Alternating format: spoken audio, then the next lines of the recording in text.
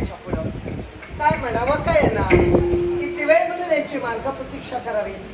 या महालाच्या ठिकाणी एकनिष्ठतेने मी त्यांची मार्ग प्रतीक्षा करून मी त्यांची एवढी मार्ग प्रतीक्षा करते. का तर खरंच त्यांचं चरण कमल दर्शन घेतल्याशिवाय पतिमय परमेश्वराचं दर्शन घेतल्याशिवाय मी अन्नाचा कण किंवा पाण्याचा थेंबही मी सेवा ग्रहण केलेला नाही.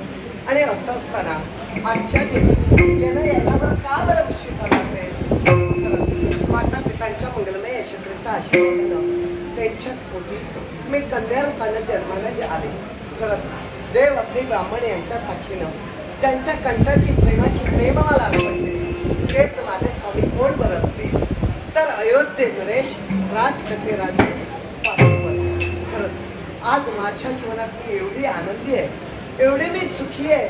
माझ्यासारखी या जगाच्या आसमंतात कोणीही सुखी नसेल असं जर काय मला फास होऊ लागलाय.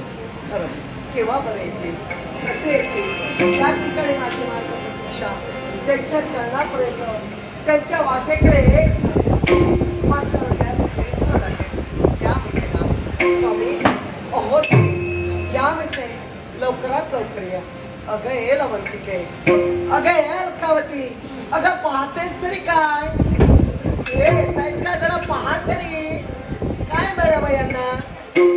पण नाही नाही, माझा जीव एवढा अधीन झालाय, एवढा माझा कासावीस झालाय ना, माझा जीवाचा जीवन केव्हा असंच झालंय.